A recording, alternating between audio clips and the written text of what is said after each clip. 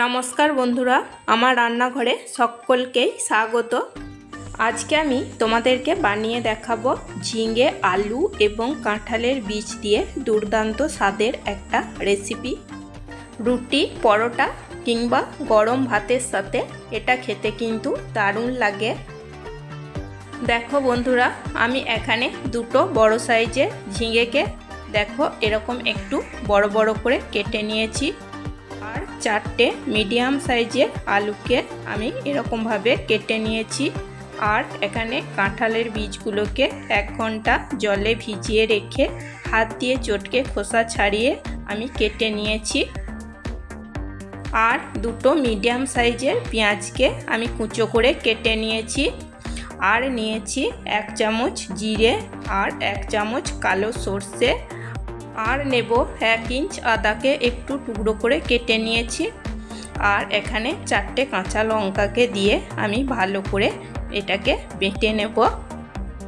आमी एखाने 4टे काँचा लंका दिएछि, तोमरा झालटा निजेदेर पछंद मतो दिए नेबे। कड़ाईते आमी 2 टेबिल चामच सर्षेर तेल दिएछि। सर्षेर तेल आमी खूब भालो करे गरम करे नियेछि। एखन आमी आलूगुलोके दिए भालो करे भेजे नेब। এই রান্নাটা আমি সরষের তেল দিয়েই করব, কারণ আমার মনে হয় সরষের তেল দিয়ে এই রান্নাটা করলে খেতে খুবই টেস্টি হয়। আলুগুলোকে আমি মিডিয়াম টু লো ফ্লেমে ভালো করে ভেজে নেব। আলুগুলো খুব ভালো করে আমি ভেজে নিয়েছি। এখন আমি আলুগুলোকে তুলে নেব।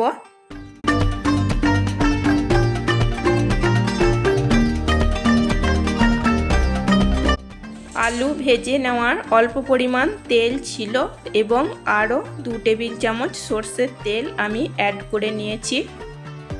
तेल खूब भालो मतो गरम हये गेছে। এখন আমি দিচ্ছি দুটো শুকনো লঙ্কা আর দিচ্ছি हाफ चा চামচ কালো জিরে ফোড়নের জন্য। ফোড়নটা একটু নাড়াচাড়া করে ভেজে নেব। এখন দিয়ে দেব দুটো মিডিয়াম সাইজের যে পেঁয়াজটা কুচো করে রেখেছি সেটা। পেঁয়াজ দিয়ে একটু নাড়াচাড়া করে ভেজে নেব। পেঁয়াজ ভাজা হয়ে গেছে, এখন দিয়ে দেব ঝিঙে। ঝিঙেগুলোকে দিয়ে একটু নাড়াচাড়া করে কষিয়ে নেব। ঝিঙে খুব নরম হয়, সেই জন্য ঝিঙেগুলো আলাদা করে আর কষিয়ে নেওয়ার কোনো প্রয়োজন নেই। ঝিঙেগুলোকে একটু নাড়াচাড়া করে নিয়েছি। এখন আমি ঢাকা দিয়ে লো টু মিডিয়াম ফ্লেমে কিছুক্ষণ রান্না করে নেব। ঝিঙেটা ঢাকা দিয়ে কিছুক্ষণ রান্না করে নিলে ঝিঙে থেকে কিছুটা পরিমাণ জলও বের হবে এবং ঝিঙেটা নরমও হয়ে যাবে। লো টু মিডিয়াম ফ্লেমে আমি 5 মিনিট মতো রান্না করে নিয়েছি। এখন আমি ঢাকা সরিয়ে নিচ্ছি, নাড়াচাড়া করে নেব। দেখো ঝিঙে থেকে অনেকটা জলও বের হয়েছে আর ঝিঙেটা নরম হয়ে গেছে। এখন আমি এখানে দিয়ে দেব ভেজে রাখা আলু আর দেব খোসা ছাড়িয়ে ধুয়ে কেটে রাখা কাঁঠালের বীজগুলোকে। এখন আমি হাই ফ্লেমে 2 মিনিট নাড়াচাড়া করে কষিয়ে নেব। হাই ফ্লেমে 2 মিনিট নাড়াচাড়া করে কষিয়ে নেওয়ার পর আমি যে কালো সর্ষে এবং জিরে ও আদা এবং 4টে কাঁচা লঙ্কা বেটে রেখেছিলাম সেটা দিয়ে দিলাম। এখন দিয়ে দিচ্ছি 1 চামচ হলুদ আর হাফ চামচ কাশ্মীরি রেড চিলি পাউডার আর দুটো কাঁচা লঙ্কা। আবারও মিডিয়াম টু লো ফ্লেমে মশলার কাঁচা গন্ধ যাওয়া অবধি নাড়াচাড়া করে ভালো করে কষিয়ে নেব। মিডিয়াম টু লো ফ্লেমে আমি ভালো করে কষিয়ে নিয়েছি। মশলার কাঁচা গন্ধ চলে গেছে। এখন আমি এতে দিয়ে দেব প্রয়োজন মতো গরম জল, দেব টেস্ট অনুযায়ী লবণ। সব কিছু নাড়াচাড়া করে মিশিয়ে নেব এবং ঝোলের মধ্যে ভালো করে ডুবিয়ে দেব।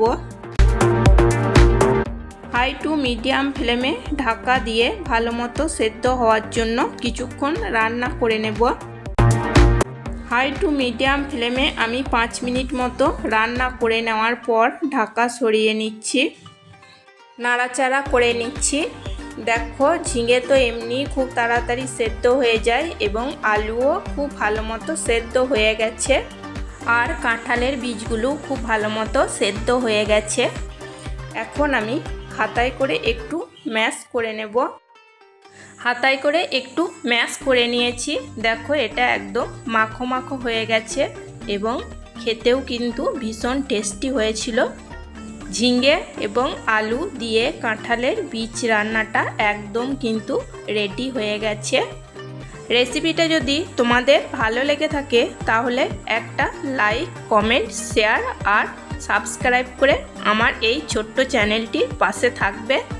ঝিঙে এবং আলু ও কাঁঠালের বীজ দিয়ে এই রান্নাটা যদি তোমাদের পছন্দ হয়ে থাকে তাহলে একবার বাড়িতে বানিয়ে নিও, দেখবে এটা খেতে খুবই ভালো হবে। পরিবেশন করার জন্য একদম রেডি।